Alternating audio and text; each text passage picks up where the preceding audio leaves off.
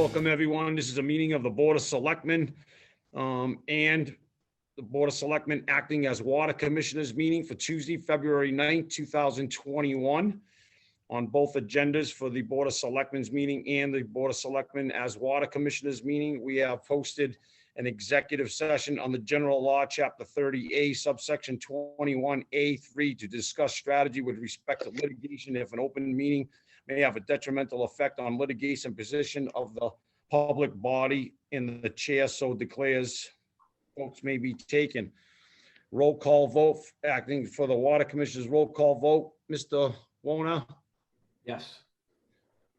Mr. DeRoche? Yes. And I am a yes.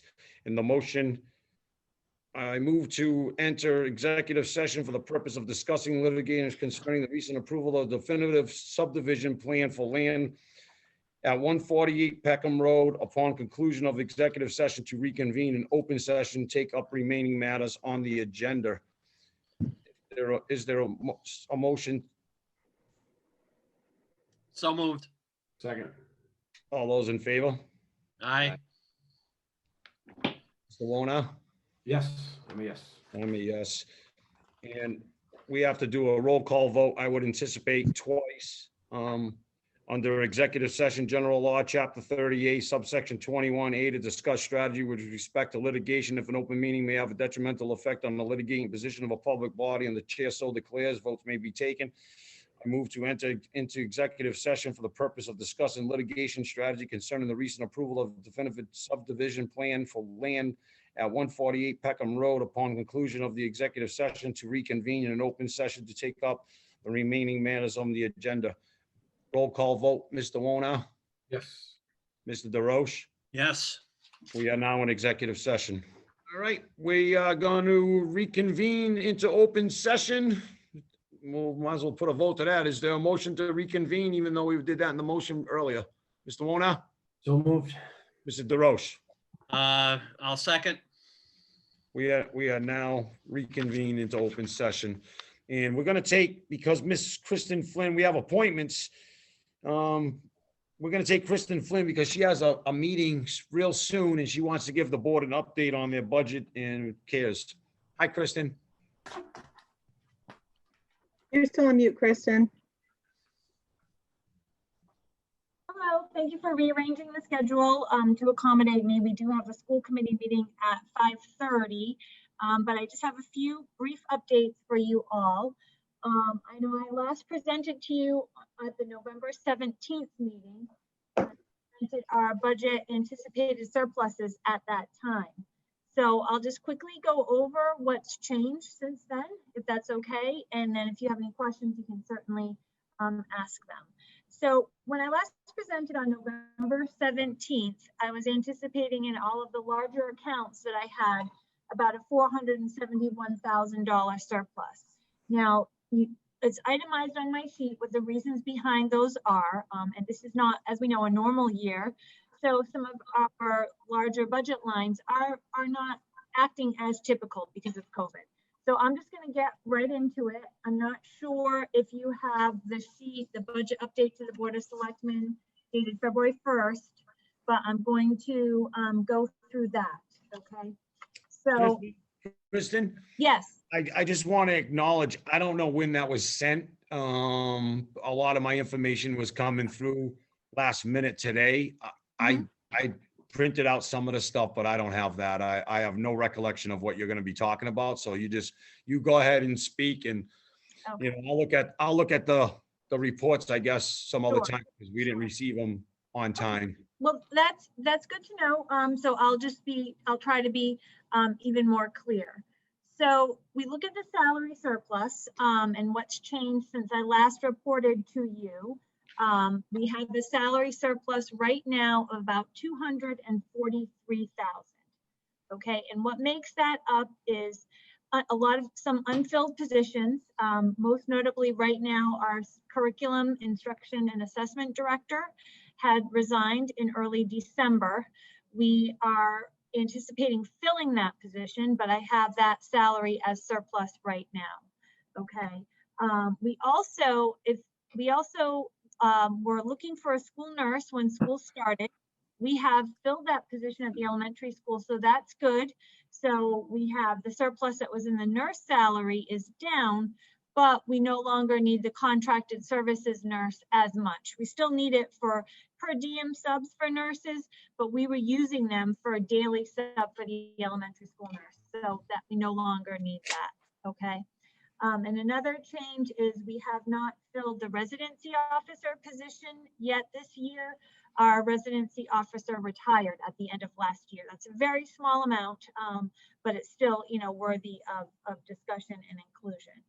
So those are the changes for our salaries right now. Like I said, I anticipate we had interviews for the curriculum director. I believe there's some finalists that will be interviewed or have been interviewed, and we should have someone hopefully on board again sometime soon. We also had a salary deficit due to the COVID positions that we had created. If you recall, it was 2 custodians, 1 at each building, and 4 building-based subs. So those 4 building-based subs are acting in the capacity of they're in every day to sub wherever there's an absence. So it's worked out quite well that we haven't had to really go to our regular daily subs, and we are using some grant money to pay for the building-based subs and the custodial subs. Now that grant is just about expended, so the amount that I expect we would need to use from our salary surplus for these positions is about $128,000. Again, that's for our 4 building-based subs. And those are paid at a teacher's salary bachelor step 1, and our 2 custodians, our 2 building custodians. And any overtime that's required that we're doing for the custodians for, you know, the deep cleaning on Saturday, okay? The next big area is our high school tuition. When I reported to you in November, I hadn't yet received the enrollments from New Bedford High. So since then I have. And based on the enrollments from New Bedford High, we have about a $59,000 surplus in New Bedford High, and it's due to the special ed tuition. So they required less services than we thought that they were going to require. So the overall high school tuition surplus is $197,000, okay? The time last in November, we hadn't received our school choice numbers from the Department of Elementary and Secondary Education yet. So we didn't know how our budget compared to what the actual was. They published that in December. So we under budgeted for school choice by about $21,000. Okay, so that's a deficit there. The next one is our TECA tuitions. I know when I came to speak to you in the fall, we talked a little bit about TECA. That's the remote only tuition. So as of the first semester, we had 85 students that were enrolled. For second semester, which just started a few weeks ago, that's decreased to 58. So where we thought we were going to have a larger deficit due to TECA, the deficit now is about $74,000, okay? And that's some of that, we're using $108,000 from one of our grants to pay for it. So the part that gets pushed over to the local budget is $74,000. So that's that. The next 2 big changes were in our out-of-district tuition and our transportation, and that's for our special needs students. So since I last talked, we did have a student that came back to, she was being homeschooled and is now back to services, tuition services. Her tuition is added back in, as well as transportation, okay? So we have, between those 2, there's about $550,000 surplus. That's where our big amounts are. And really what's driving that is we had, from last year to this year when we budgeted, we've had about 7 students in out-of-district placements either go remote, in district, come back to our buildings and be educated at AES and FMS. They've either moved out of Acushnet or they're being homeschooled. So we have, you know, a lot of changes there, and those were, you know, we don't see big changes like that. I think a lot of that was due to the pandemic. So that's out of district. The next deficit that we have is in-district transportation. I've talked about how we needed to add a second dismissal for Fairhaven High based on their school schedule. And because of driver time, that's going to cost us about $36,000 more, but we're offsetting that with our CVRF grant. So the total in-district deficit due to COVID is just under 20,000.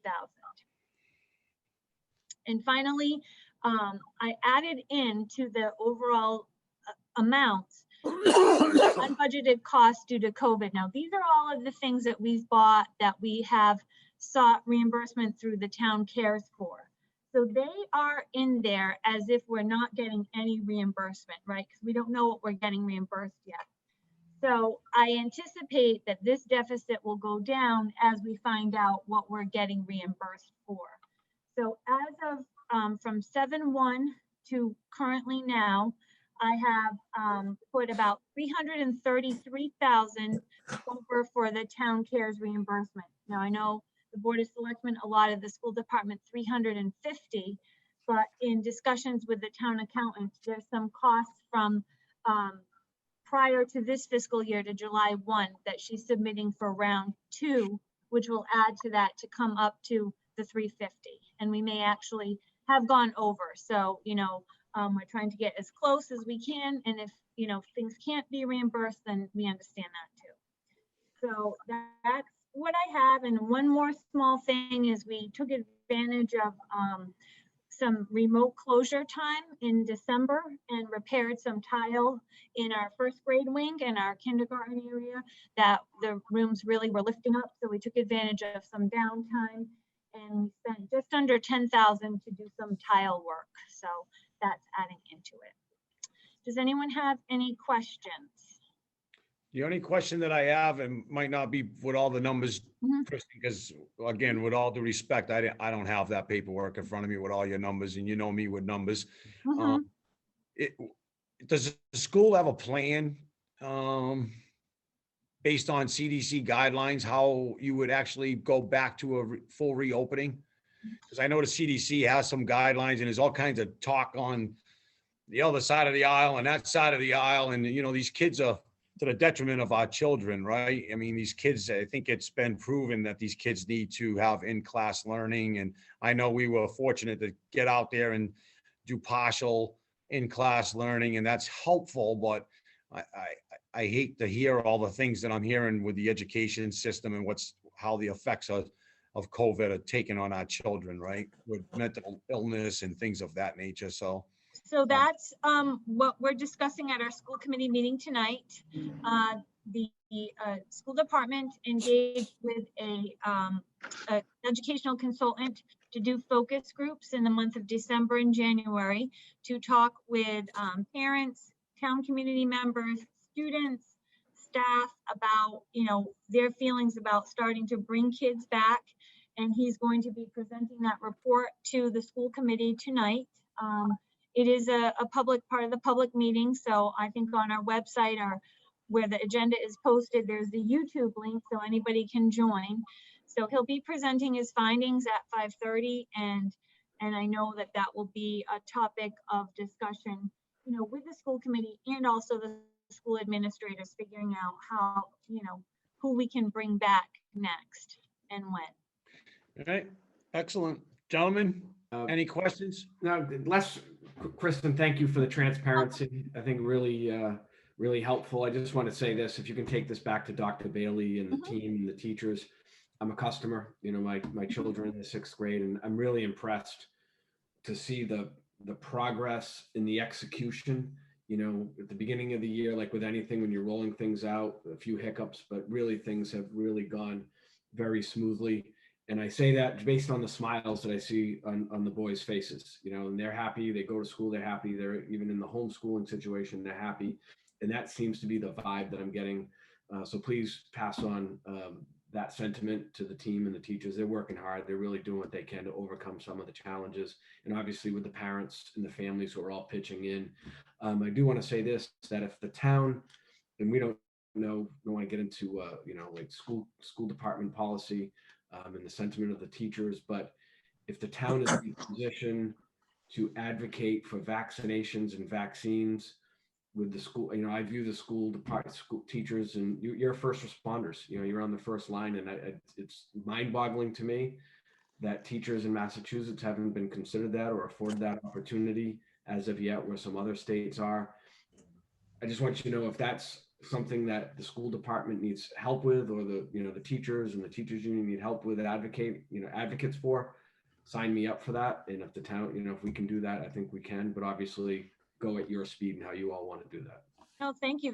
Both of your comments are very appreciated. I'll certainly pass it on to Dr. Bailey and our teachers about, how happy you are and how happy your children are. So that's always good to hear.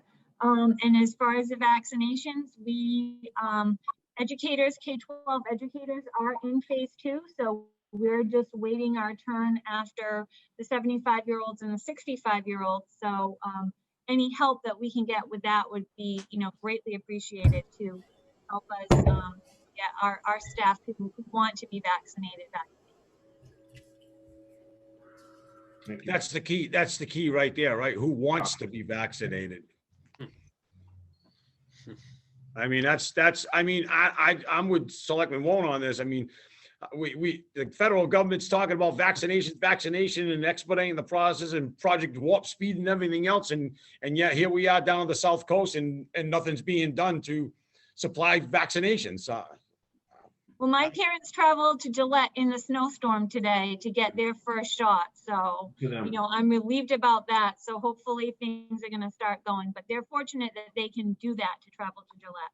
I know there's other, older people that just can't do that. So hopefully we can help them out too. Yeah, absolutely. Yeah, Right. very good. Well, Thank thank you, you. Kristen, for the information. Oh, you're welcome. Thank you. Thank you. Thanks, Kristen. Bye now. Thank you. Have a good night. You too. Thanks a lot. Bye-bye. All right. And we have on our other appointment, gentleman by Don Jacobs, to discuss how we move forward with our union wage and class study. And Mr. Jacobs, I'm here. you gotta pretend you have cameras, a phone, a mirror. Remember that commercial? Remember that commercial? Is that how you shave? Yeah, that's a beard. So we can see you better now. You're in the picture. Good. Welcome, Mr. Jacobs. It's a pleasure to be here. It's good evening. Good evening. So if you want to, or Julie wants to, I don't know how you want to do this. You want to give yourself a little formal introduction to the board and to the townspeople on, what you do, how long you've been in business, things of that nature, and we can get right into the grits of your proposal. Sure, I'd be happy to. I've been a municipal consultant now for 20 years, have my own municipal consulting company. I always like to explain my background. I've been in the business of local government now for over 40 years. In a prior lifetime, in the interest of full disclosure, I used to be a town manager, but it was a long time ago. And so for the last 20 years, I've been basically functioning as a municipal consultant, spend these days all of my time, frankly, working with cities, towns, and counties on basically the issue of how to manage compensation. I always like to tell people that in my years of experience in local government, managing compensation, in my opinion, is probably the most difficult thing to do, believe it or not. And I think that if I've learned anything over the years, and I've done almost probably close to 200 of these so-called classification compensation studies, the majority of which have been here in Massachusetts. But I've had opportunities to do this work in lots of places up and down the East Coast, frankly. And if I learned anything that I shared with Julie and the other employees I met with last week, if I've learned anything from doing this type of work, the number one issue that I want to begin by emphasizing with the Board of Selectmen really is the issue of communication. In other words, how the town makes what are inherently subjective decisions relative to how to pay a position, and secondly, pay an employee, and how that decision-making process is communicated to your employees, in this case, to a bargaining group, but for that matter, to be communicated to anyone that has a vested interest in how positions and employees are communicated. So a lot of what we're going to talk about tonight, and as you, I think, better understand the process that I've recommended that we follow in conducting this type of study, really boils down to establishing open lines of communication. That I can't emphasize that enough relative to the importance of managing compensation effectively. So, with that said, that's basically, a quick snapshot of my background. I'm certainly happy to answer any questions about my background, but as I said, having done so many of these studies, I can't impress upon the board enough how critically important it is for anyone that has a vested interest, whether you be a selectman, as an appointing authority, or an employee, or what have you, for people to understand and hopefully agree to the process, the way compensation decisions are to be made regarding paying positions and paying employees. So with that said, if I could, Mr. Chairman, I want to draw your attention. I believe Julie has given you a copy of what is referred to as the goal and objectives chart. It's a one-page document that states the project goal and then the specific project objectives in front of you.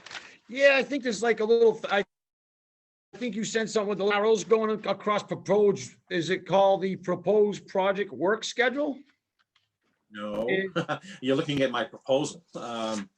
It's a document that that simply reads at the top, classification and compensation study, and it has the project goal and then the 3 specific objectives that are being proposed. It's a one-page document. If you're looking at the proposal, it would be in the addendum section, way in the back. I'm looking at a classification and compensation study profile, which I started hitting on here.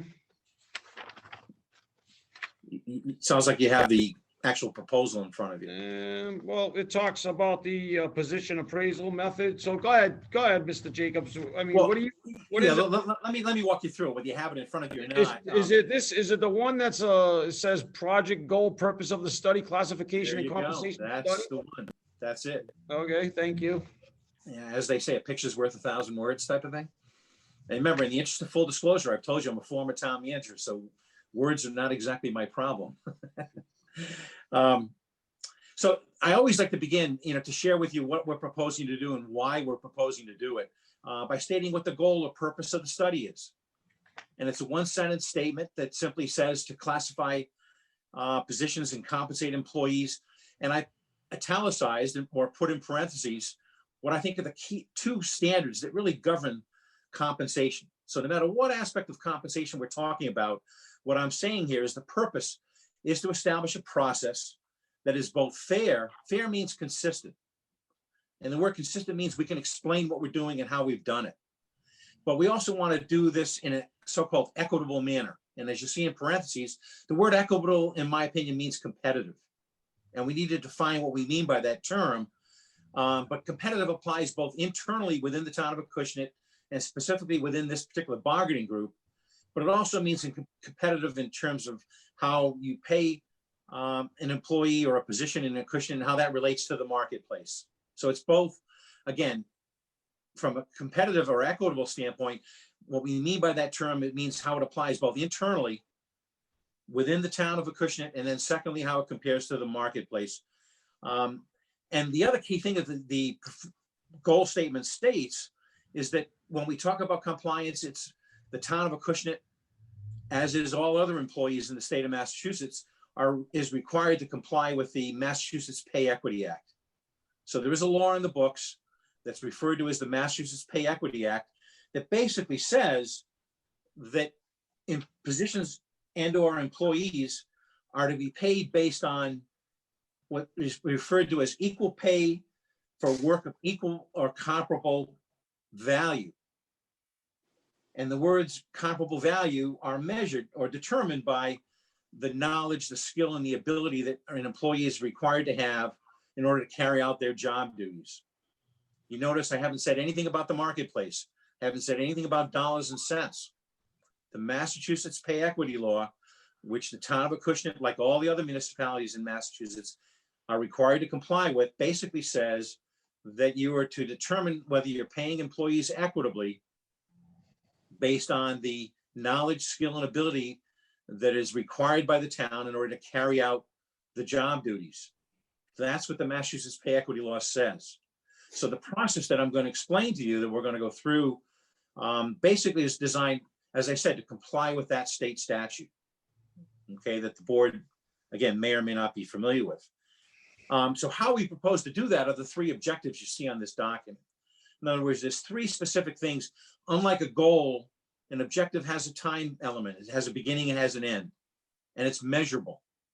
So the three things that we're proposing to do in conducting the study are to write accurate job descriptions. Accurate means describing where someone today spends the bulk of his or her time, but it also means accurately describing the minimum knowledge, ability, and skill, keyword being minimum, that's required for a particular position and how that compares to another position. All of that information now will be contained in your job descriptions. And let me come back to the job description in a minute. So once we've written accurate job descriptions, which is the first thing we're proposing to do, then the second objective is to develop a classification plan. Well, the word classification means a grade plan, a grouping of positions based on the different levels of responsibility that exist within this group of positions that belong to this bargaining group. What's important to mention, I think at this point, relative to the first two objectives, neither one of them have to do anything about money. Neither one of them cost the town of Acushnet any money. In writing a job description and in developing a classification plan, which is 2/3 of what this study entails, I just want to mention again or highlight or emphasize that those two objectives don't cost the town any money.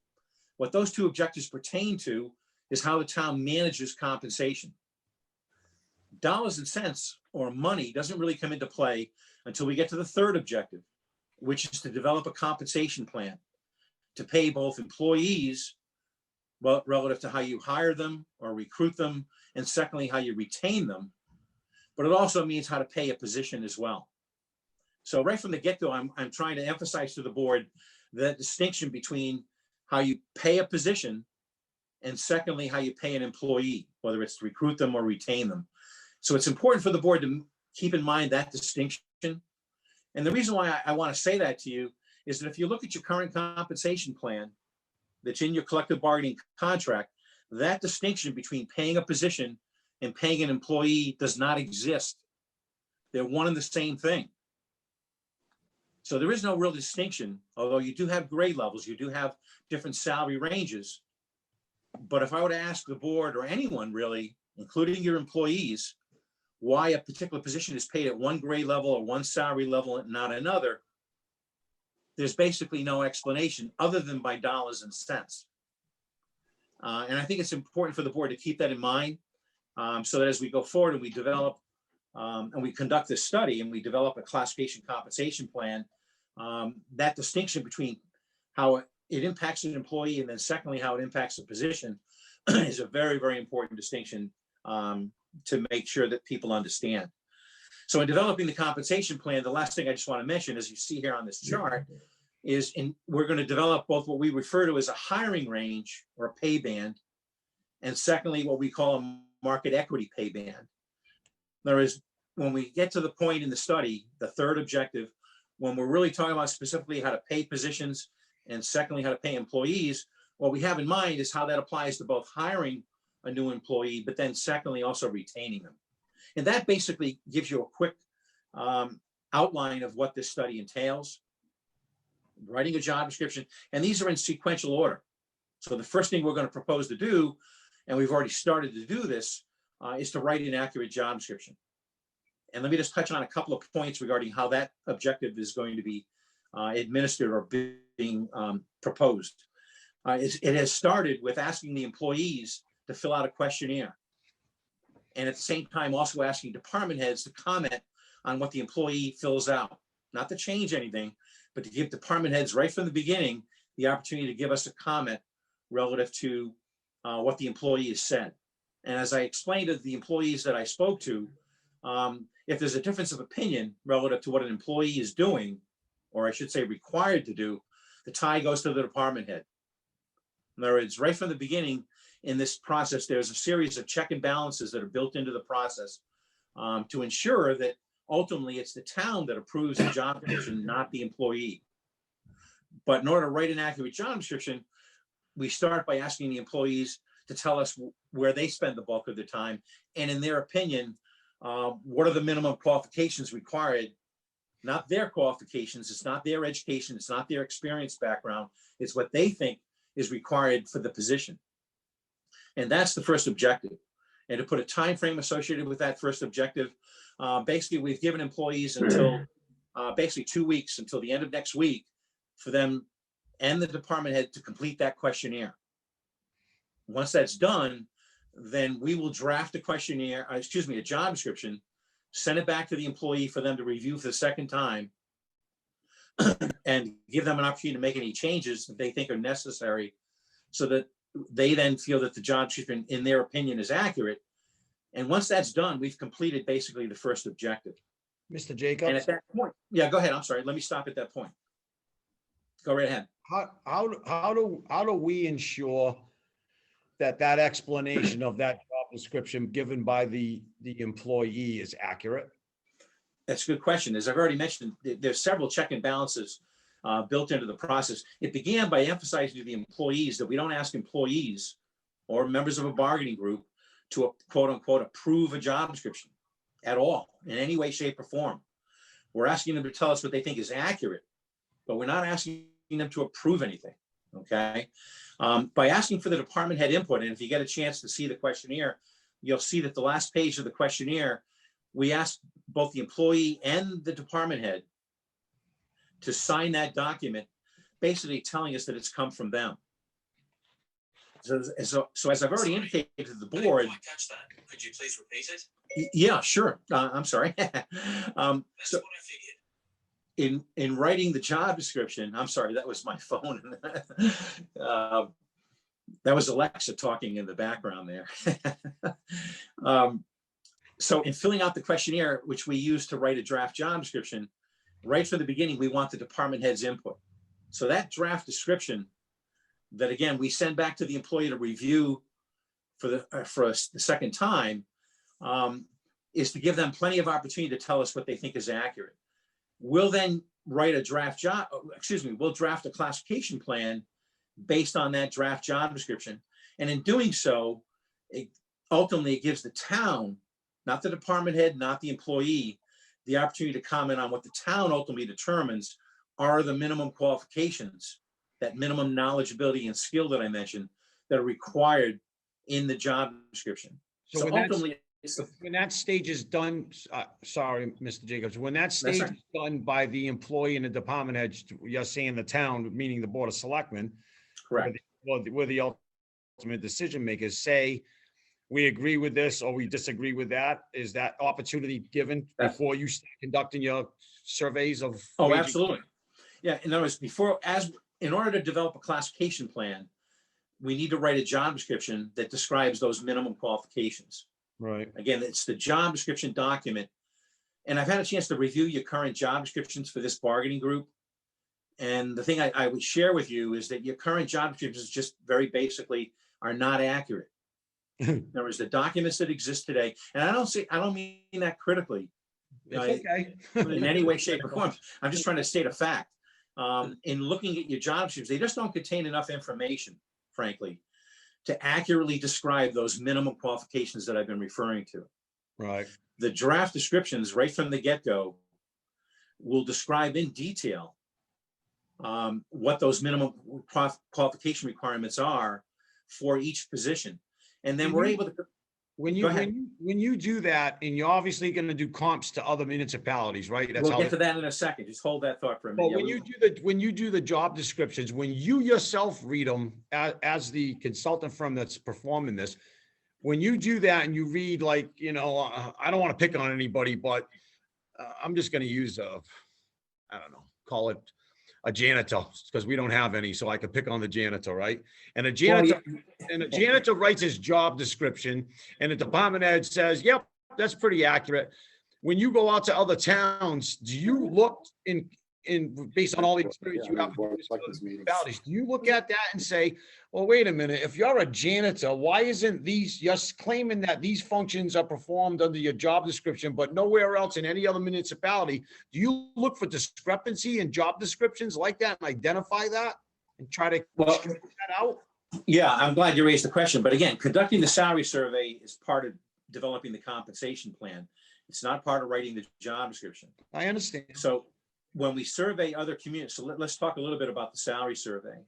One of the issues that I discussed with your employees was we've asked them their opinion with regard to how they feel their positions should be compared to the marketplace. And we conduct a salary survey literally on a position by position basis. What that means is that we don't necessarily survey all the same communities for every single position. Good example might be your dispatchers. When we define the word comparable municipalities, comparable to us, we define it based on both operational as well as demographic criteria. So in other words, to answer your question, what we take into consideration in selecting or comparing the town of Acushnet to other comparable municipalities is we take into consideration, when I use the phrase operational criteria, what I'm referring to is what are the responsibilities or what are the minimum qualification requirements for a custodian in Acushnet. So when we send out the salary survey to other municipalities, and I'm sure Julie will give you a copy of the salary survey instrument, so you'll see what it looks like before we send the survey out, by the way. Any form we use, whether it's a salary survey instrument, or for that matter, the questionnaire or the job description or anything else, we always provide to you before we use it so that you have a chance to review it and understand it, okay? So the survey instrument, to get at the issue you're raising, will include a brief description of every one of your position titles and what are the minimum qualifications that describe what a custodian is required to do in Acushnet, or a dispatcher, or a library tech, or what have you. And again, as I think you know, but let me just state it, we're only talking about surveying for this particular study, the positions that are in this specific AFSCME bargaining group. Okay, so it's a very limited focus relative to the positions that we're comparing to the marketplace. So in order to try to get back creditable data, we want to, as I've already said, use both operational as well as demographic. Demographic means like per capita income, population, number of employees, or if it was a position in a town clerk department, how many precincts are in a department in the town or what have you, or how many bills maybe a collector's office sends out. Those are all what I refer to as demographic type of criteria. But in addition to demographic, we also want to use operational criteria. All right. So there's other safeguards that we try to use in order to collect creditable data from the marketplace. But it starts by giving the employees an opportunity to tell us what they think are comparable municipalities. And I stated to the employees when I talked to them that, make no mistake about it, it's the Board of Selectmen that approve which municipalities we survey, not the employees. Yeah, But right. it's important. I wouldn't even fathom asking an employee. Obviously, if I'm an employee, I'm going to go to the place with a per capita income, like the last wage and classification we did. They used communities that were 3-4 times the per capita income as the town of Acushnet, right? So Yeah, obviously their ability to pay is much greater than ours, is basically what. well, that's right.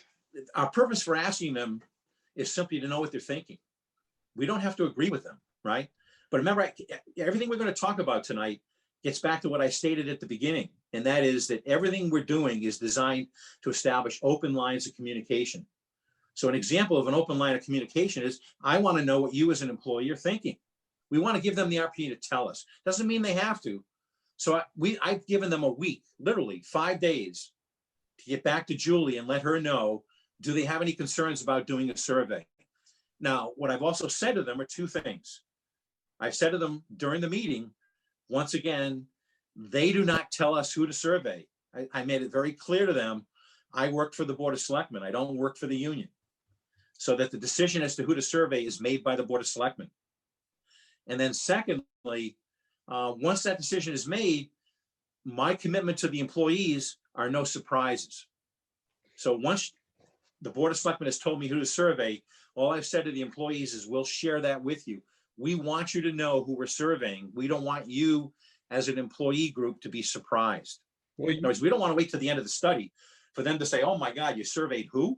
Or anything like that. So the credibility of the survey data is critically important. Are you gonna Relative- make that recommendation to the Board of Selectmen after you do your part with the employees and the job descriptions part's done? Aren't you gonna make a recommendation to the Board of Selectmen of, hey, these are the communities that we're thinking about surveying and because of Yes. these reasons?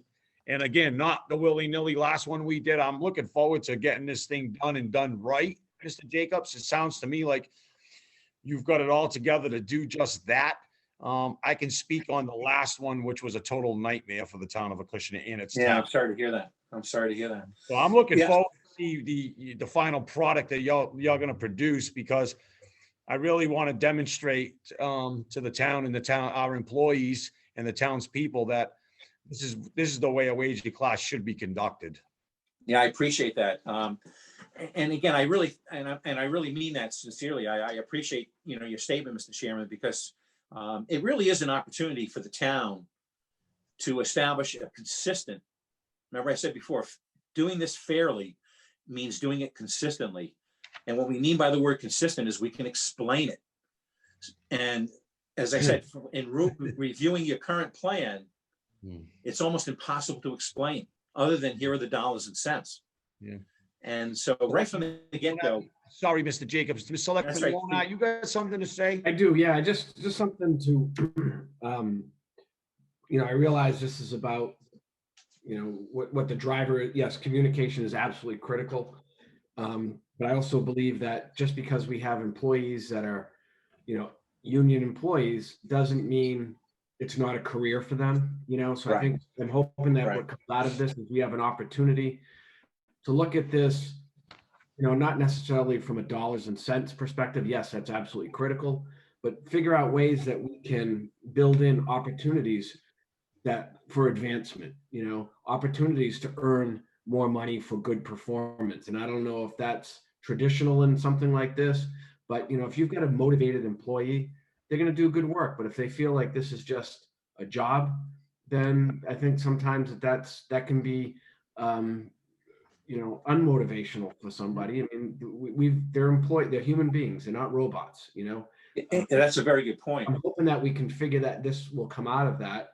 I don't know if it does or not, but that would be something that I'd like to explore. That, can you build in salary ranges that, aren't necessarily guaranteed next step, but there's the opportunity to grow, opportunity for a department head to say, you know what, you deserve this salary range based on your performance, or, so is that, have you done that with other municipalities? Or? Well, absolutely. It gets back to why right from the get-go, what I tried to make a distinction with you on is first, the process that we've outlined is to determine how to pay a position, right?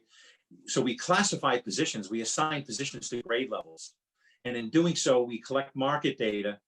And what I haven't shared with you is we don't just use market data in developing salary ranges, but we also use the rate of pay of the employee as well as how long they've been in their current position.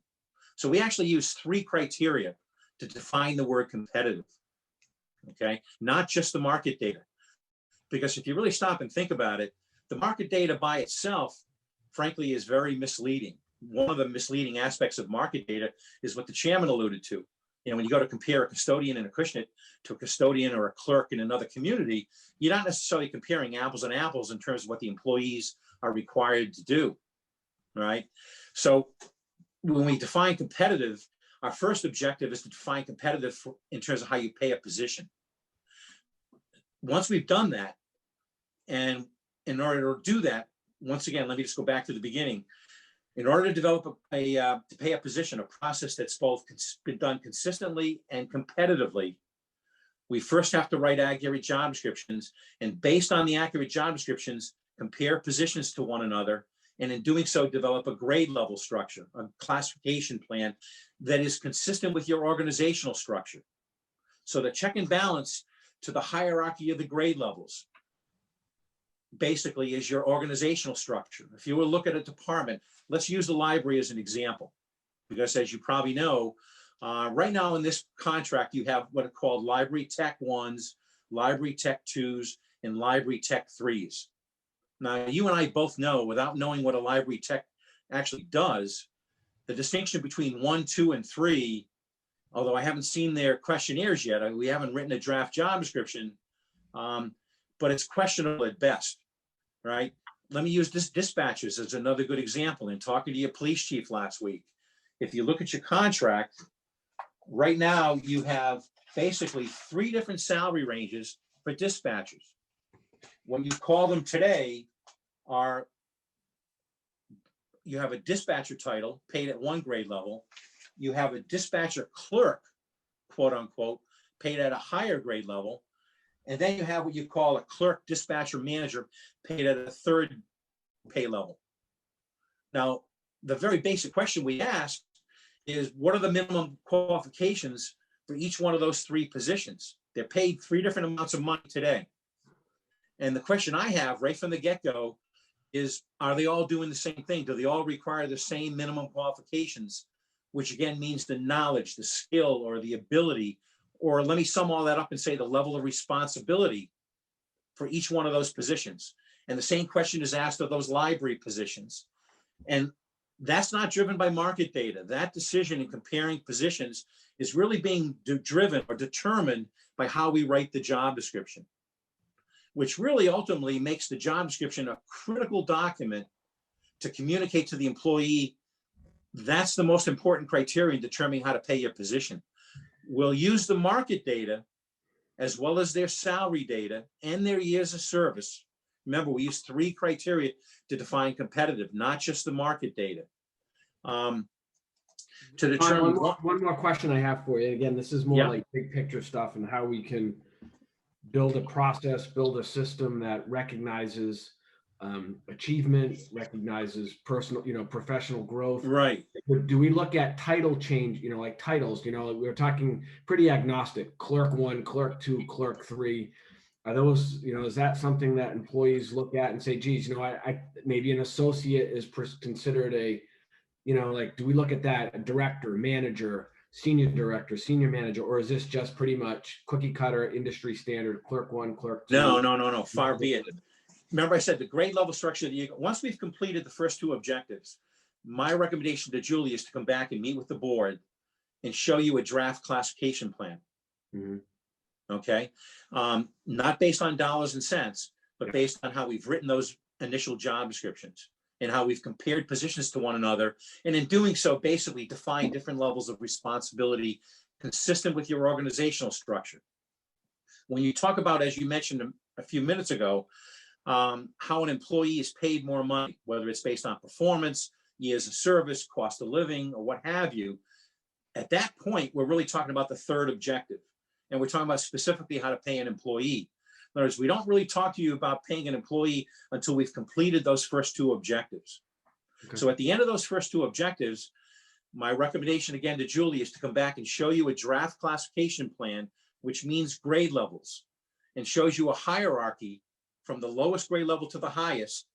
And we'll be able to explain it to you based on how we've written those draft job descriptions, very simply so that you can understand it and give us your feedback with respect to that grade level structure. Then we'll come back to you as a second step and show you the dollars and cents, both in terms of a salary range, right, which you have today, a minimum and a maximum. And we'll explain to you how we've used the market data to show you what we consider to be a competitive salary range structure for each grade level. And again, right now, the problem with your plan is that if you were to look at it like I'm looking at it, I don't understand where the dollars and cents came from or what the dollars and cents mean as the dollars and cents relate back to what the employee is required to do, which is why we begin by writing an accurate job description. We won't know we've written an accurate job description until the Board of Selectmen has agreed to those job descriptions, which means once we've had the input, once again, from the employee as well as the department head. So it's very much a step-by-step process that is really designed so that everyone understands it and frankly, everyone agrees to it. No one, and I mean absolutely no one, including the Board of Selectmen, as well as the employees, should disagree with the process. And as I said to the employees, I'd say the same thing to the Board of Selectmen. As we go through this study, if you have any questions or concerns relative to how we've done what we've done, we'll stop what we're doing and we'll address or answer those concerns so that everyone, once again, is comfortable, which is the best way I think I could describe it to you, with the process. So we'll get to the dollars and cents in terms of paying a position and paying an employee once we've completed the first two objectives. And at that point, once again, as I've said to Julie, I look forward to having a conversation with the Board of Selectmen about different ways to pay employees. Right now, if you look at your current plan, you're only paying employees two ways. You're paying them based on a step increase, and you have 5 steps in your plan. So after 5 years of employment, they max out. So years of service is only used to pay an employee up to 5 years. Now, I don't know where you got the 5 steps from, but you and I both know that's an arbitrary number. It really doesn't. 5 years is 5 years. Why not 6 years? Why not 2 years? The point is that years of service is being used, and you're also approving an across-the-board cost of living increase. So right now, today, you're paying employees in this group in 2 different ways. When you and I both know there are lots of other ways. You've already mentioned a third way, which is performance. Right now, you don't use performance, or I like to use the word accomplishment, because performance tends to have a negative connotation associated with it.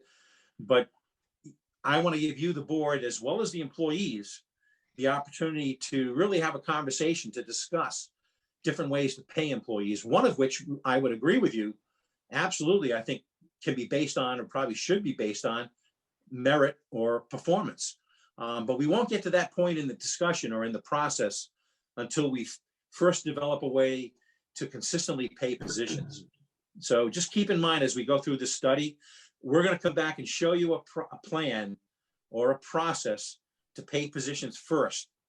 Once you're comfortable with that process, and again, comfortable means you understand it, then we're going to come back and show you a process both to pay positions and then secondly pay employees. So it's very much overall time frame, the way that Jill and I have talked about, is to complete the drafting of both a classification and a compensation plan basically within about 2 months, give or take a day or two here or there. So don't hold me to 60 days, but it'll be roughly within that time frame. My objective is to have a draft plan. So really within about a month, my objective is to bring to you a draft classification plan, which again means grade levels and a hierarchy of grade levels that's consistent with your organizational structure. Then we'll show you the dollars and cents. So the other thing I wanted to ask the board before I forget, just as I asked the employees, if you have any concerns with regard to who you think we ought to survey, I just want to give you an opportunity to share those concerns with Julie, and then I will come back to you with a recommendation as to who I would recommend you survey based on the input that I've gotten. And by the way, we're also asking all of your department heads the same question. So anyone in their compensation, we just want to give them an opportunity to tell us what they're thinking. And then we'll come back to you and I'll give you a recommendation as to who I think are comparable municipalities. And that'll give you an opportunity to review it and approve it. And then we'll move ahead with the salary survey. We want to get that survey out the door as soon as possible, which is why we gave employees roughly about a week. I'll give you the same time frame.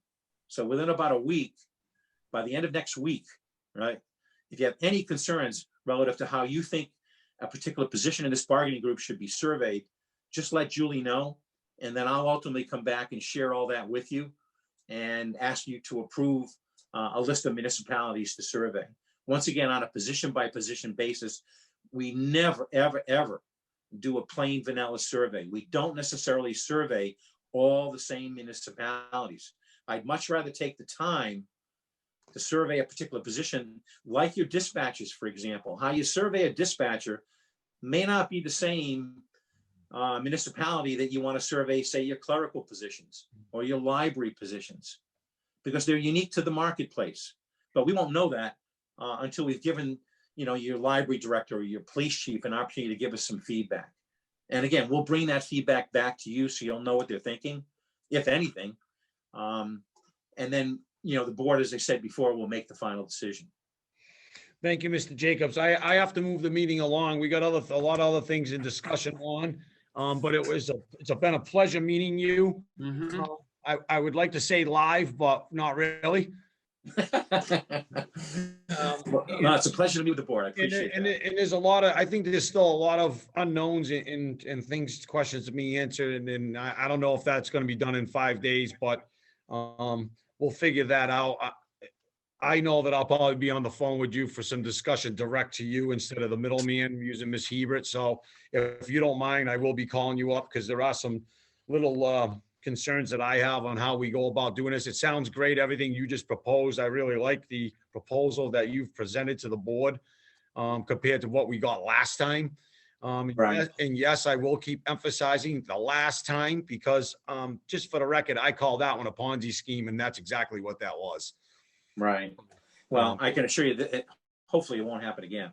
I hope not. And I look forward to having a phone conversation with you, Mr. Jacobs. But again, unless my board has any comments or questions right now to you, I need to kick you off the air.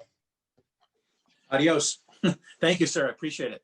Look forward to talking to you. Dave DeRoche, do you have any questions for Mr. Jacobs? No, he answered all my questions in his conversation, so I'm all set. Mr. Wona? Good for now? You're on mute, Good. David. Wona. He's good. All right. Mr. Jacobs, Thank you very much. Thank you again for your time, and I look forward to speaking with you as far as the other members go. I believe they do as well. Again, thank you. Yeah, Julie has my, she knows how to get in touch with me. I got your number. Good. All right, right, thanks. look forward to talking to you. Take care. Thank you. All right, have a good night. Thank you. You too.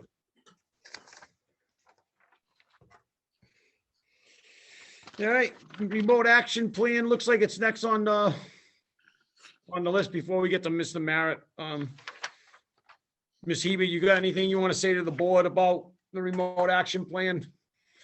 No, I don't know if you guys are keeping up with the numbers. I'll just mention them quickly that the last numbers that we had for February 4th, which was last week, the town was looking at 121 positives in the 2-week period and an 8.71% positivity rate.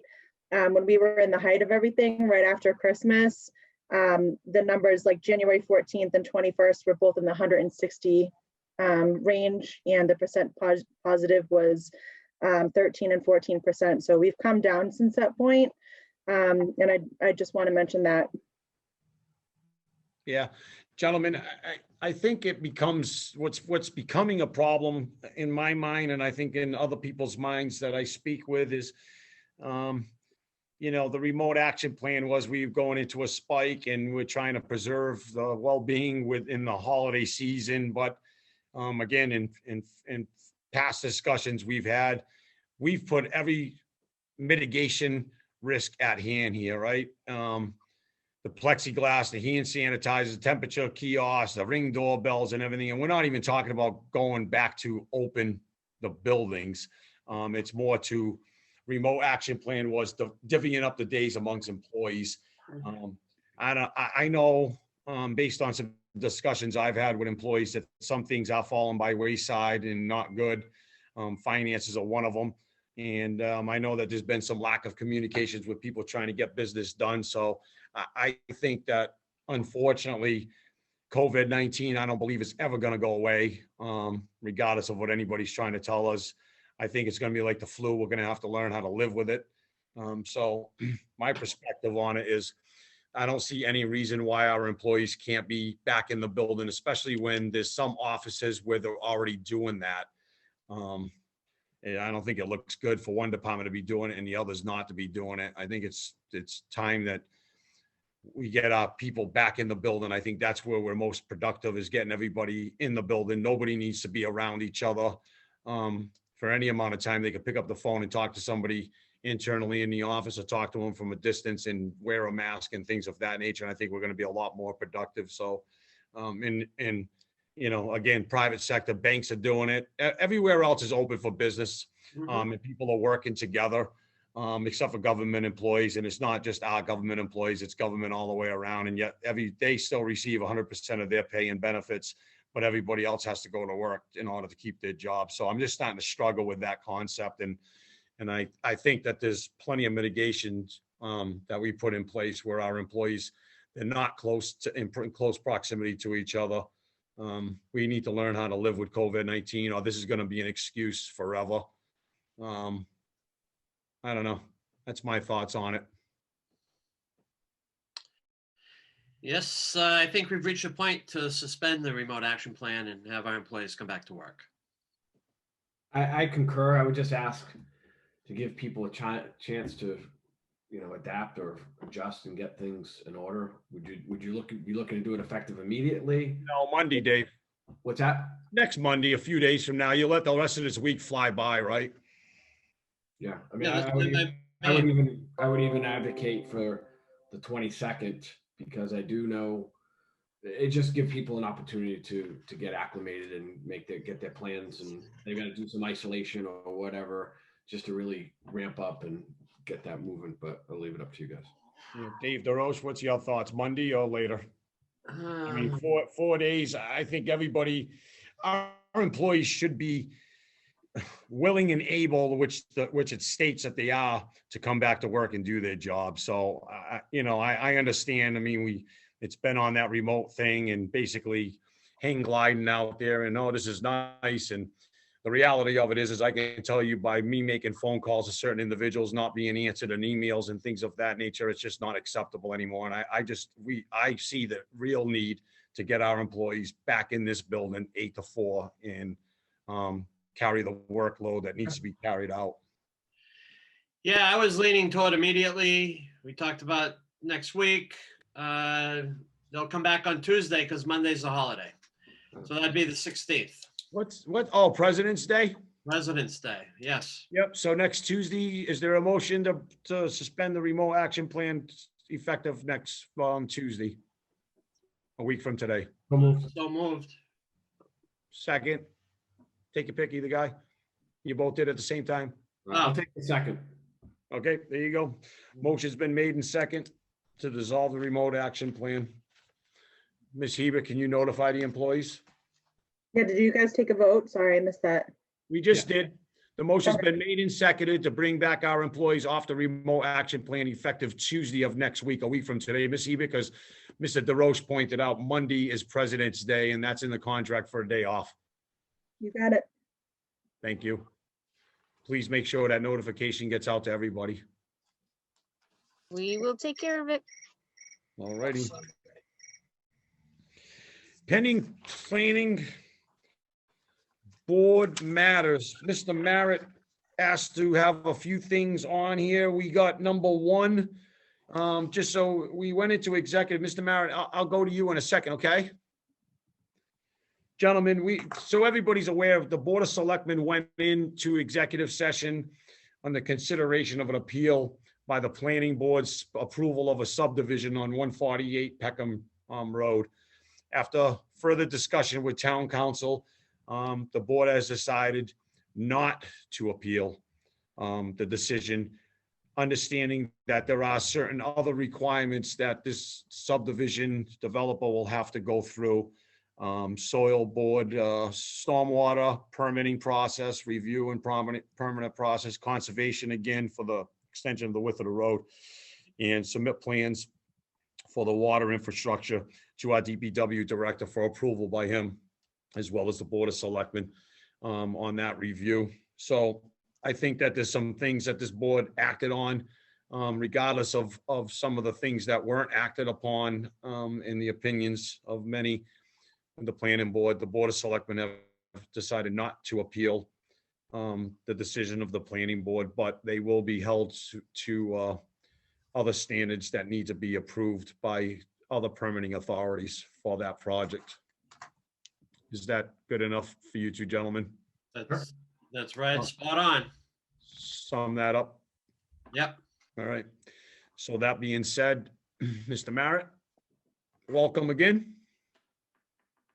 Thank you. You got a couple of items you'd like to speak with the board over. We appreciate you coming in. Well, I'm not sure exactly which ones we're talking about. I've been asked, obviously, to take a look at a number of different projects and to comment on them, which I have provided to the board. One is the memorandum on the change to the common driveway. The other is the review of the Park Drive solar project. And a third, I believe, was a review of the subdivision off of Perry Hill Road. Yeah, on my agenda, to be clear, I guess you can go on it. It's very, very vague, pending planning board matters, but it's the ones that we have listed was the 148 Peckham Road. We've already decided and made decisions on that. Ancient Way development off Perry Hill Road, and Park Drive solar project. So if you wanna, I don't know if we have anybody here from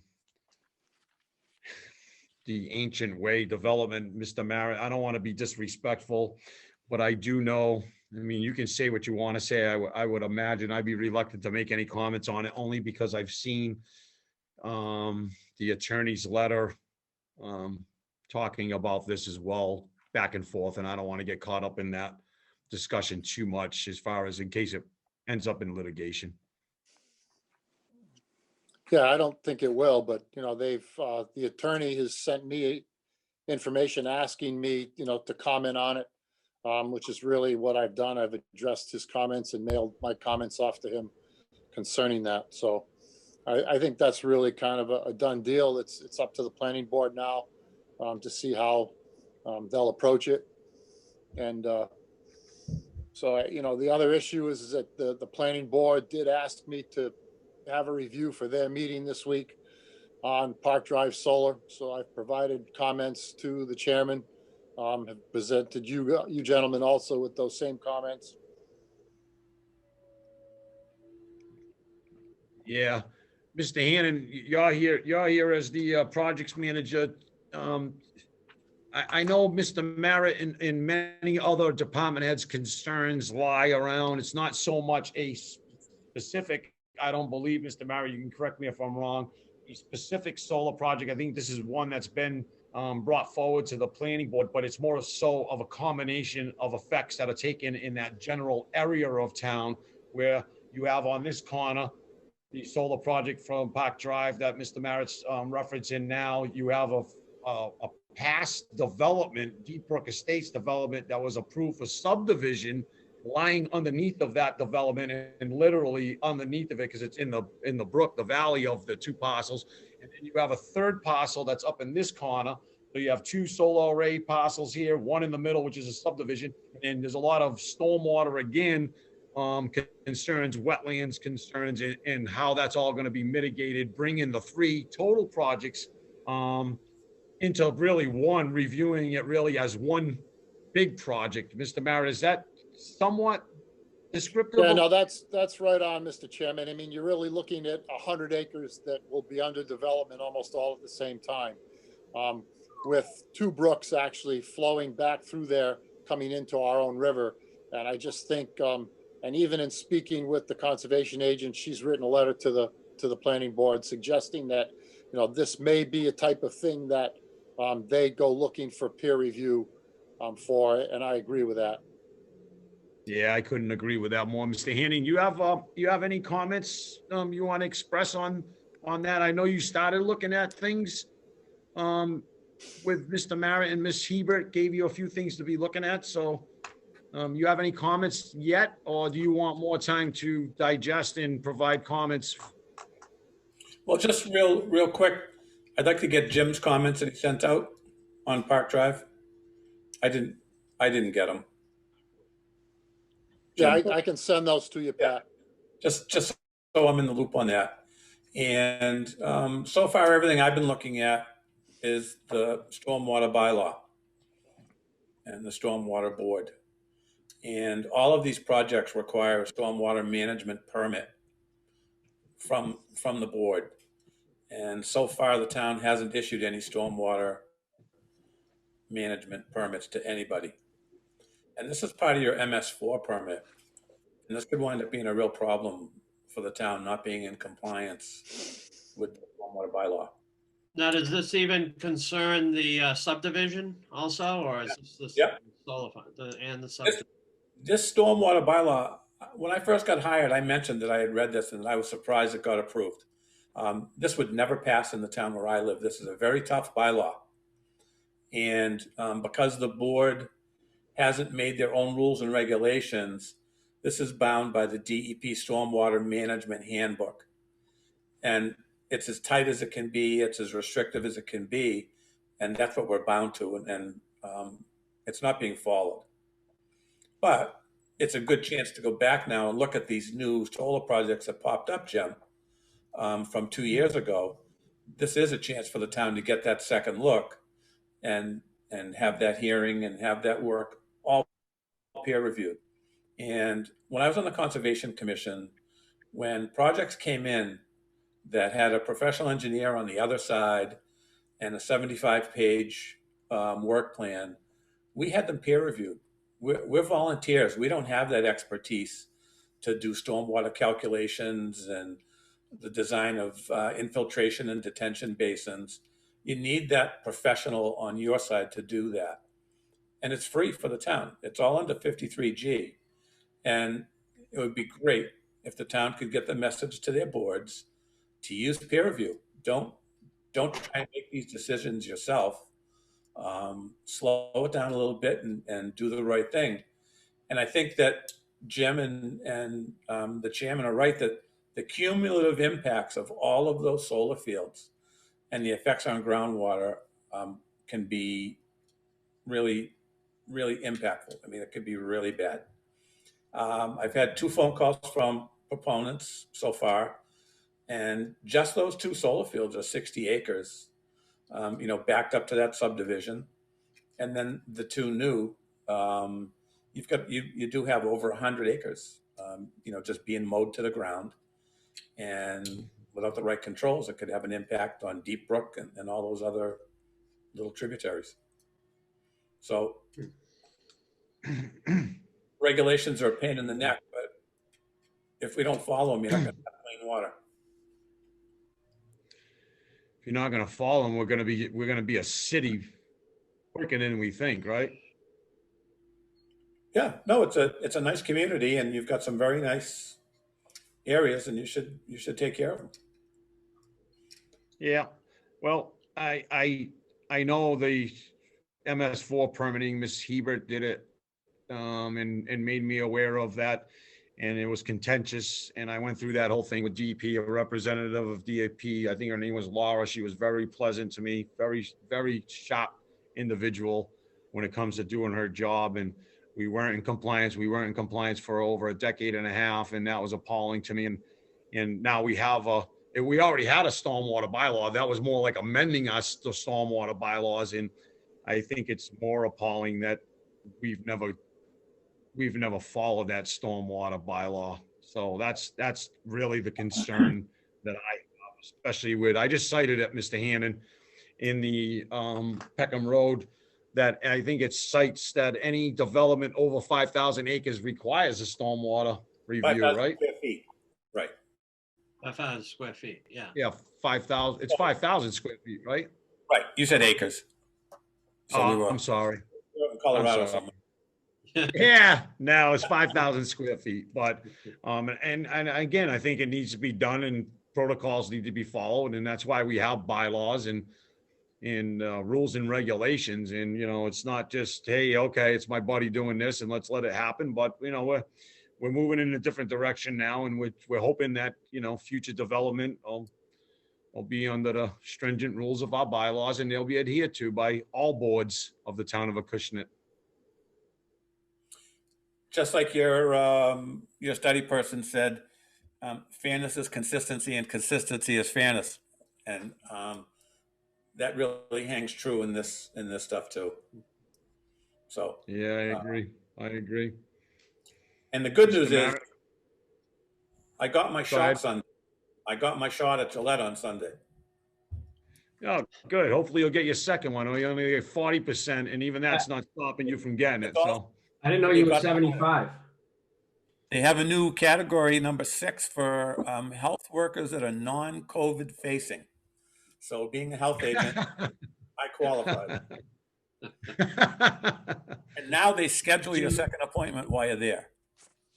So good. March 7th, I'm all set. Your second syringe has been reserved, right? Yep. And I've only got a few nerve twitches and my hair's falling out, but other than that, it's really good. Yeah, that was already happening before the vaccination, my friend.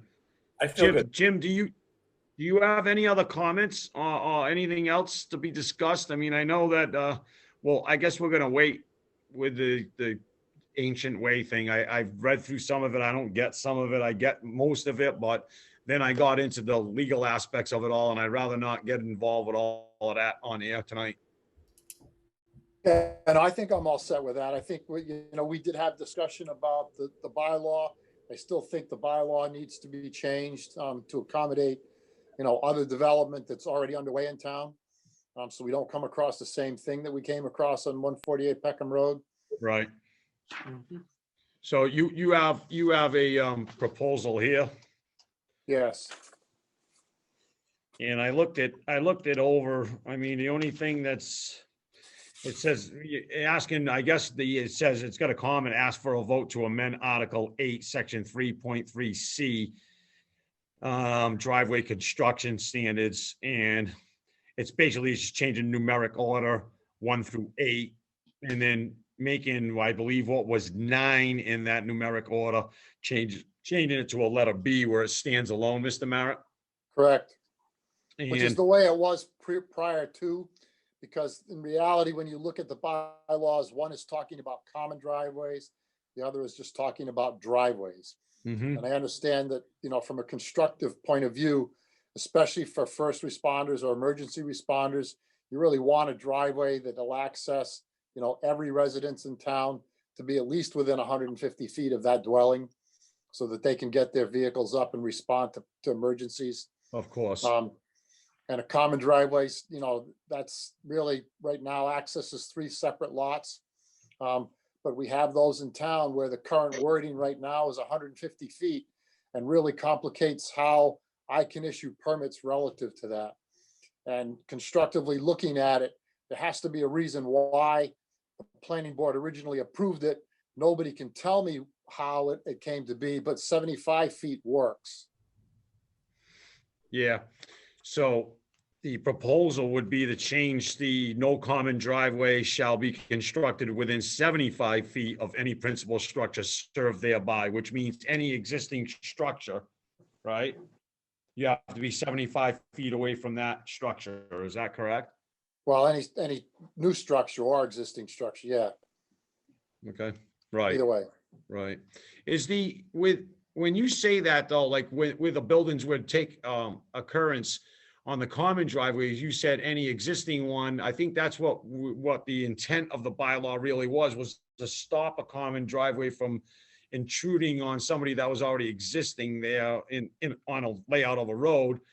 And then you're saying 75 feet back from that common driveway, but isn't there a setback requirement as far as frontage goes? Is it 75 already? No, it's 150. Oh, that's how this bylaw got all screwed up in interpretation then, right, Jim?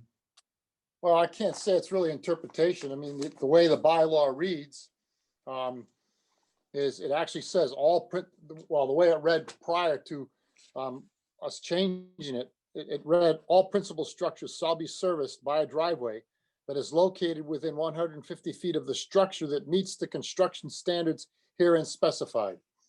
The wording is very strange. I don't know if you other folks have that in front of you, but so I asked the planning board for years to explain to me what that exactly means. I worked with Henry and we changed it so that it actually then read, no common driveway shall be constructed within 150 feet of any principal structure served thereby, which to me made sense. But of course, what happened is that impacted the common drive off of the Aruda subdivision.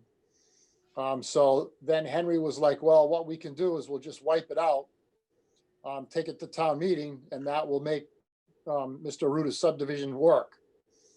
They tried that at the spring town meeting and at the fall town meeting. The board opted not to entertain any zoning bylaws. So that's why they turned around and then submitted the Form C subdivision. Yeah. But if you look at all the common driveways, the same scenario exists.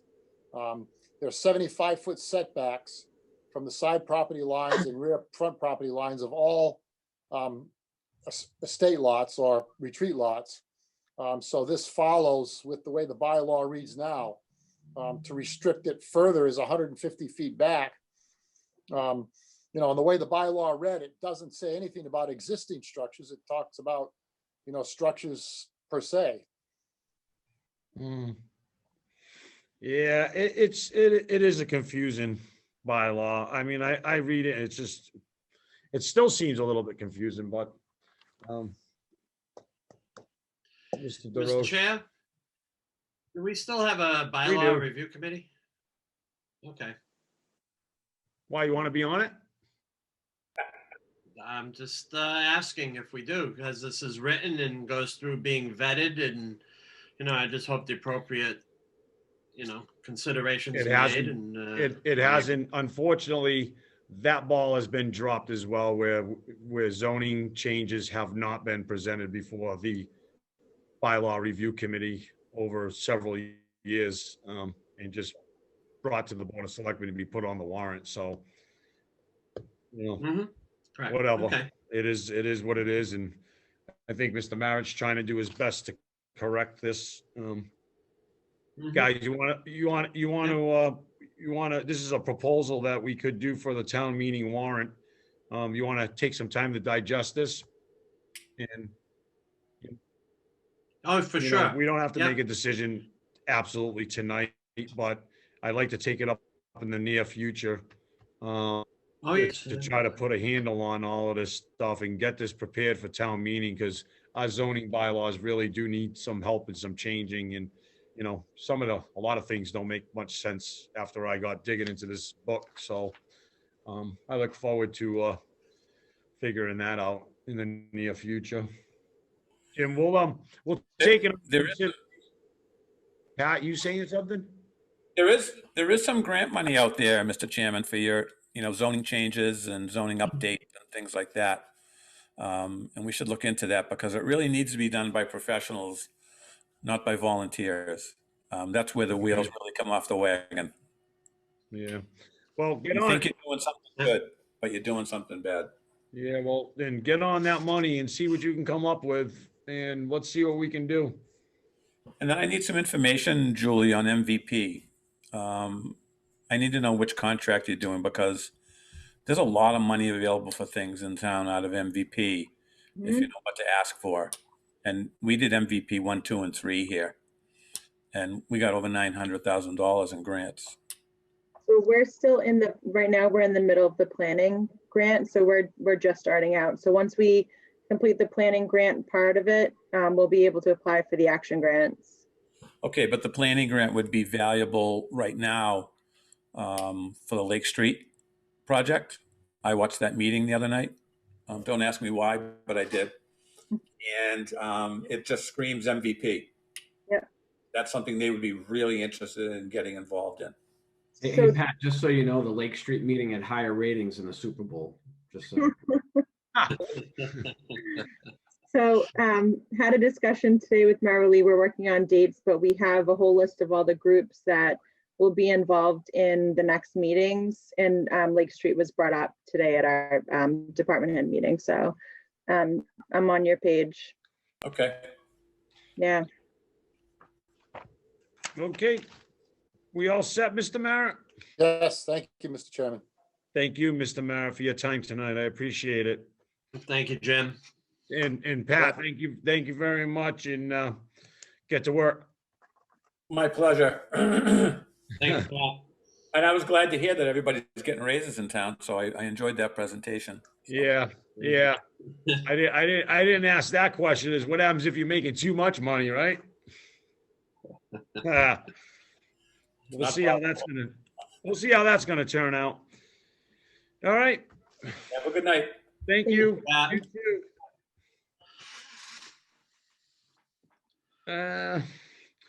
Gentlemen, I think we had a miscommunication with it says selectmen's budgets. We're given a whole packet of all the town's budgets, and we don't have a baseline here to go off of for discussions, and Selectman Warner, I think that you asked 4, 5, 6 weeks ago for the whole budget number packet, right?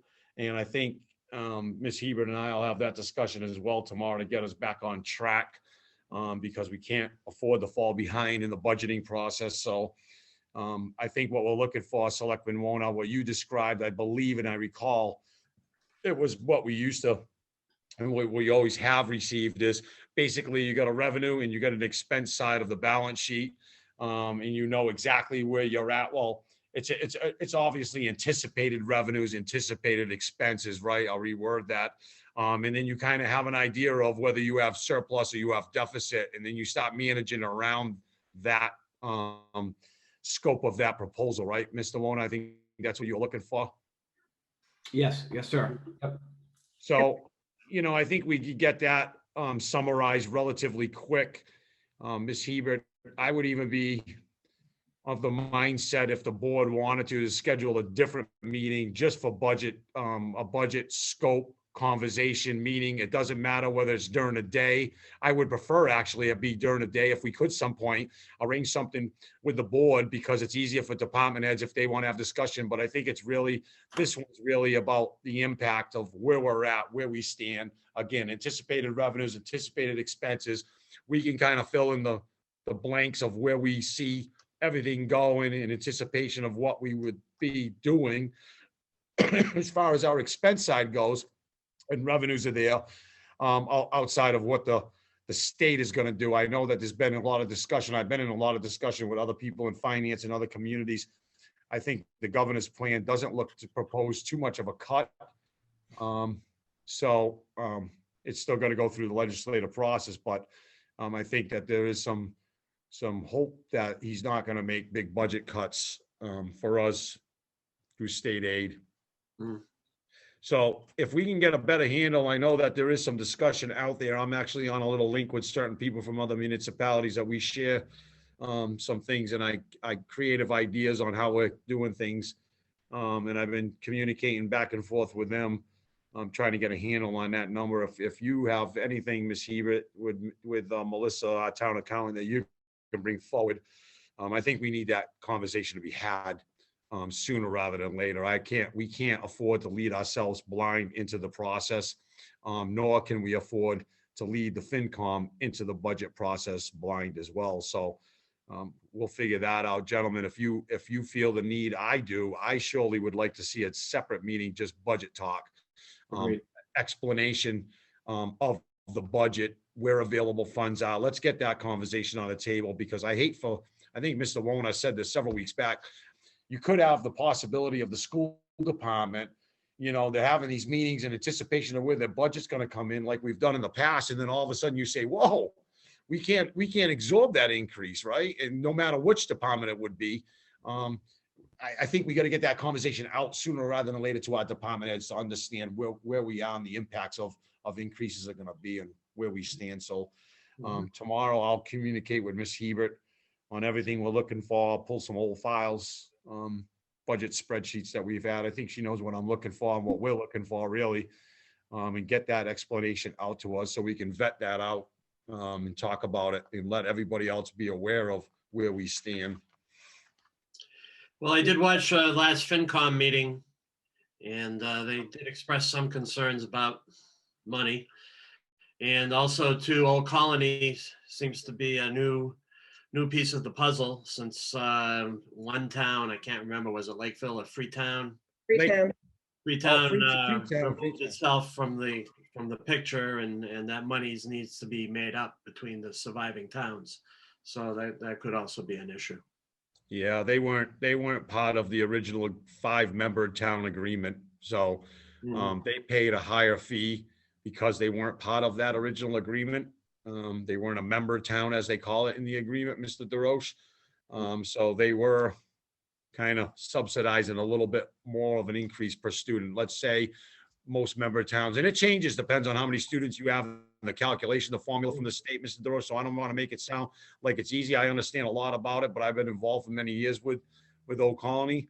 The computation changes, but if we were at, say, all of us member towns were roughly $10,000 per student, Freetown would be like 20%. That was really a threshold that Freetown would be paying 20% more per student, because we were liable to absorb all the fixed costs in like supplement and roof repairs and things like that. We'd have to reassess that, and we never got caught up with that. So it was that's been a sticking point, and Freetown decided they were going elsewhere. Because it might have been cheap. Obviously, it had to have been cheaper. That's why they chose to go that path, right? So we're the other 5 member towns, and quite honestly, now is stuck holding that bag. And we need to come up with, I hate to say it, but I don't think there's any creative ways you absorb that increase. I know there's a percentage of increased students, but I think that 30 or 40% of that increase is absorption from Freetown leaving. So that hurts. Yeah. I'll add quickly that if you watch the meeting too, Mr. Polanski gets into the fact that Acushnet lost, according to the state and how they calculated the Chapter 70, the town of Acushnet lost 85 students in enrollment overall across, the elementary, middle, and all of the high schools from 2019 to 2020. And so the state is looking at that saying, oh, the town has a greater ability to pay. And they calculated that we have about $250,000 extra ability to pay because we don't have those students. And it wasn't really taken into consideration that we're in COVID and a lot of students were homeschooled and pulled out of school and are potentially going to be returning in the fall if the pandemic changes course. And then now you've assessed the town at an extra $250,000 for nothing. So I think that is something that I don't know if there's any change that can be made, but if there's anything that we can do as a town to address that. I know Old Colony said that they really brought it up to, Desi and everyone who was looking at that decision and fighting it. But that's a really unfortunate piece for the town of Acushnet because it seems like it's made up and it's gonna, that number doesn't truly exist if all those students come back in the fall. Right, because we can't cut our budget by like 85 students. No. So and again, that much less money, but we still have the same costs and yeah, pretty much. So Julie, can you get all those facts? Maybe partner up with Kristen Flynn, and we should write a letter and share it with Representative Henricks and Senator Montigny in the Department of Education. I mean, I can't imagine Acushnet being the only municipality in this situation. And maybe we check with MMA to see if other municipalities will raise it to try to shine a light on this stuff. But it seems, like a recipe for disaster. So if we can get ahead of it that way. Yeah, it's a recipe for disaster. You got that right. I mean, they're looking at the bigger picture saying, oh, yeah, you have 85 less students. What they don't look at is saying, well, it's in all different grades of the system and we have no control. We can't say, oh, all right, let's just take away a classroom in first grade, take away a classroom in second grade, get rid of a school teacher in each one of them. And that's how we absorb the cost. That ain't, that ain't ever going to happen. No. And our typical number is, probably like in the range of like 10, give or take, students that we might fluctuate. So 85 it's clearly an artificial number that's impacted by COVID. So that's the big concern. If we get assessed that money and we have no way of absorbing it, and now all the students are back in the schools and we're paying, $250,000 plus the actual cost of those students, that's really going to hit us hard. So. Very good. Julie, the 85 students, that lost the 85 students, there's a certain number that they apply towards each student. Do you know if that's a 1-to-1 ratio of what our expenses are going versus what the loss is in that Chapter 70 in the state aid for schools? So, how they do a calculation, they say, okay, we're giving $500 per student. I know there's some cockamamie. Yeah. I think that is taken into consideration as part of it, but I feel like there's also a bigger formula that they plug it into as well. Well, I can find out. Yeah. I like Selectman Wona's idea. Let's get all that information put together with everybody and anybody we can that it's impacting, right? Yeah. So, I had a meeting last week with the schools, and this was news to them. Our school administration, anybody that we need to put on this thing, and then, Selectman Wona's got a great idea, send out a letter to our local legislative delegation and say, hey, this is not, we can't take this impact. I mean, that's where we're going. The people that got to understand, our taxpayers need to understand that sometimes your tax bill goes up, but it's only it's going up, not for the simple reason of more spending. It's going up for the simple reason that state is giving less money on their end, right? It's called the unfunded mandates. And when you give us more unfunded mandates, that comes at a cost to our taxpayer. We're getting less money from the state, which means we need to get more money from our taxpayers. It needs to be made up somewhere, right? Yeah, oh, exactly. I mean, that's the harmful part of this. And I know the state gives us, I don't know, what is it, like 8-point-something million bucks for state education, for the education budget? Yeah, about there, yeah. Somewhere around that. And yeah, it's great. It's a lot of money, but could you ever imagine that plug being pulled? I mean, that's what's happening. That plug is being pulled, but it's being pulled incrementally in little intervals. So it's less noticeable. And that's what's really kicking our butts as taxpayers, really. I mean, that and other costs. I mean, obviously there's other costs that are kicking our butts, but that's a massive contributing factor is when they start cutting that state aid, that's just crushing us. So I think we need to get on this, as Selectman Warner suggested, and let's get that letter out in support, trying to get them to provide some support for us and not letting those cuts go through. Agreed. Anything else, gentlemen? No. Well, thank you. And then Fernandes Allen Street parcels 24.177.179 and 24.160 sewer betterments. We've done this over the years. It's basically an abatement that we have to approve every year. There is a way for them to get these things off the books. It just hasn't been done. It's been talked about for many years.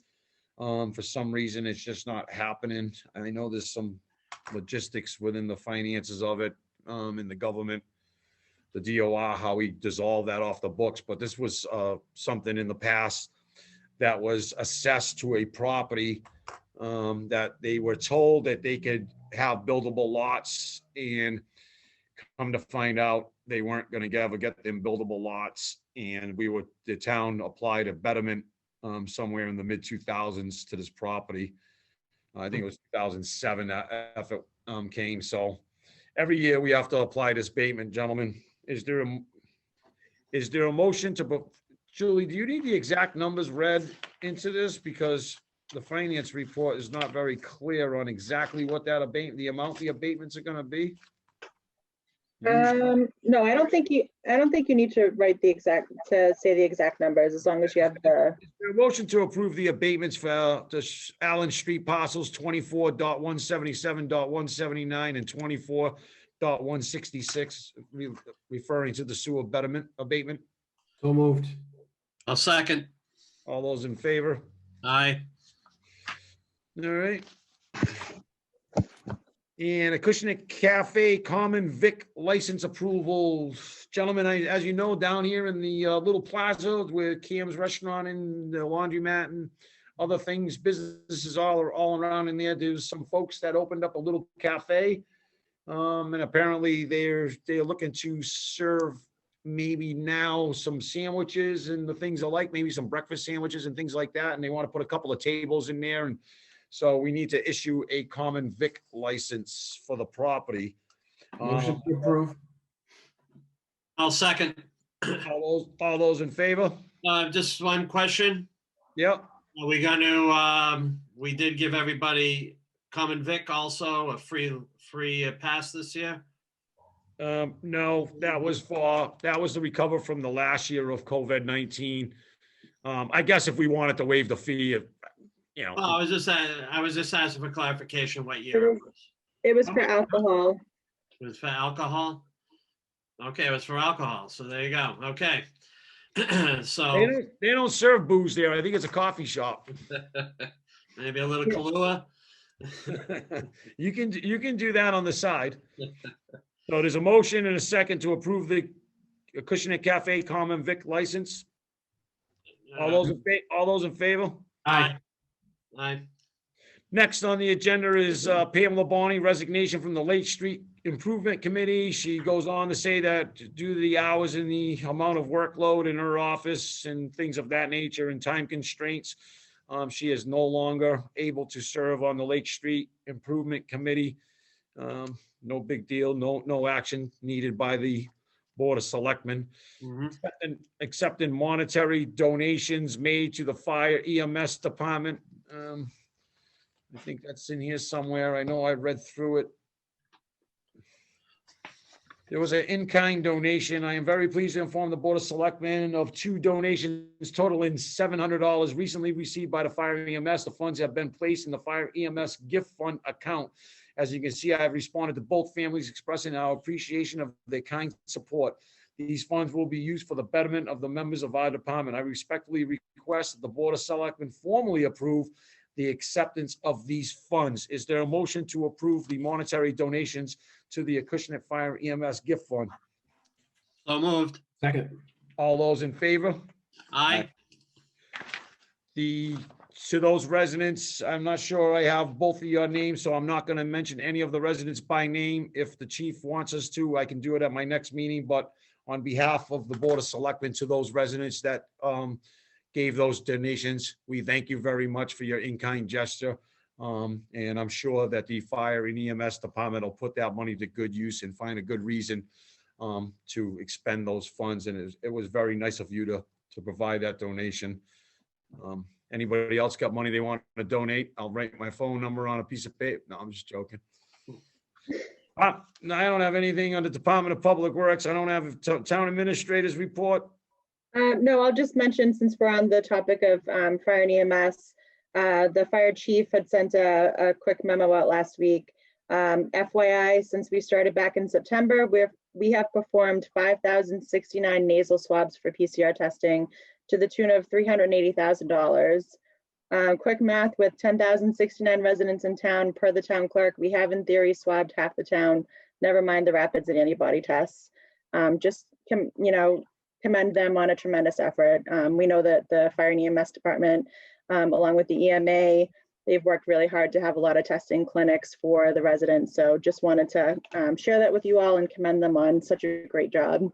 Yeah, did you say what I think you really said was we have, the town clerk said, based on that metric, that we've done 5,000 and change nasal PCR tests, that means we've done 50%, roughly 50% of our population? If you were to, say that that equals every person, yeah. Yeah, but okay. So the numbers great.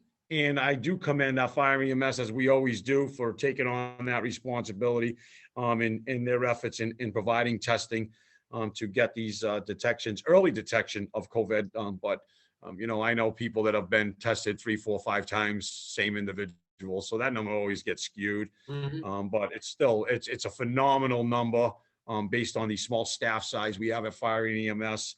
And I commend their efforts 1,000%. I mean, it's really, truly an incredible battle that they've put out there and they've accomplished, and they continue to strive to keep the community safe. And I surely appreciate that. So That's all I have. Hopefully next we get the vaccines. So We're working on it. yes, I Yeah. got a couple emails.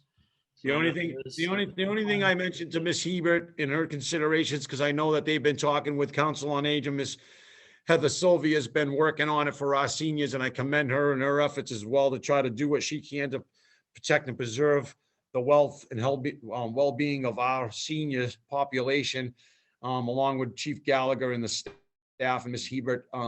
I just want to make sure, the only thing I said to Miss Hebert is I just want to ensure that the town doesn't assume any kind of liability if we're going to be the ones with the vaccination, doing the vaccinations, right? We got to make sure that we're covered for liability reasons, and we got to make sure that box is checked off before we just start sending people over there to start poking. Yep.